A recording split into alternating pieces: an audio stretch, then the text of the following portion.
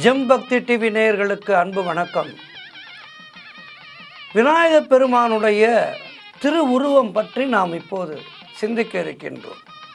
விநாயகப் பெருமானுடைய உருவம் ஆனை முகத்தோடு, மனித உடலோடு, 4 கரங்களோடு அற்புதமாக வீற்றிருப்பார் விநாயகப் பெருமான். அவருடைய தும்பிக்கையை சேர்த்தால் 5 கரங்கள், மனித உருவிலே 4 கரங்களும், யானை வடிவிலே தும்பிக்கை சேர்த்தால் 5 கரங்களுமாக இந்த 5 கரங்களோடு அற்புதமான முறையிலே விநாயகப் பெருமான் வீற்றிருக்கின்றார். இந்த திருவுருவத்துக்கு என்ன காரணம், இந்த திருவுருவத்தினுடைய ஆன்மீக விளக்கம் என்ன என்பதை பற்றித்தான் நாம் இன்று சிந்திக்க இருக்கின்றோம்.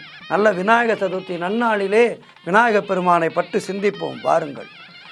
திருவடி நம்முடைய ஆன்மாவை பொருந்தி நின்று மும்மலம் என்று சொல்வார்கள்.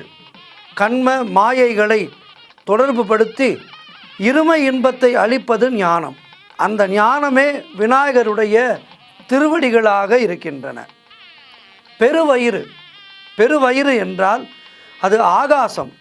எல்லா பொருள்களும் தன்னகத்தே ஒடுங்கவும் உண்டாகவும், ஆகாசம் போல எல்லா பொருள்களும் தன்னகத்தே ஒடுங்கவும் உண்டாகவும் இடந்தந்து இருப்பது போல பெருந்த வயிறாகிய ஆகாசமும் எல்லா உலகங்களும் உயிர்களும் தம்முள் அடங்கியிருக்கின்றன என்பதை குறிப்பிடுவதுதான் பெருவயிறு. 5 கரங்கள். பிள்ளையாருடைய ஒரு கை பாசத்தை ஏந்தியுள்ளது. அது படைத்தலைமையை குறிக்கின்றது. எனவே இவரே பிரம்மாவாகின்றார். தந்தம் ஏந்திய கை காத்தலை குறிக்கின்றது. எனவே இவரே மகாவிஷ்ணு ஆகின்றார். துதிக்கை அனுக்கிரகம் செய்கின்றது. அங்குசம் ஏந்திய கை அழித்தலை குறிக்கின்றது. எனவே இவரே சிவனும் ஆகின்றார். மோதகம் ஏந்திய கை அருளை குறிக்கின்றது. எனவே இவரே சர்வசக்தி படைத்த பரமேஸ்வரனாகவும் ஆகின்றார். கொம்புகள். மகாபாரதத்தை எழுதுவதற்காக தன் கொம்பையே ஒடித்து வெளித்தோற்றத்தை கூட அறிவுக்கு முன்னுரிமை தர வேண்டியதை உணர்த்துவதாக கூறப்படுகின்றது. இந்த விநாயகப் பெருமானுடைய ஒற்றை கொம்பு, அதாவது 2 தந்தங்களிலே ஒரு தந்தத்தை ஒடித்து மகாபாரதத்தை எழுதினார். ஆகவே புறத்தோற்றத்தை விட அறிவு முக்கியம் என்பதை சொல்கின்றது இந்த தோற்றம். தாழ் செவி.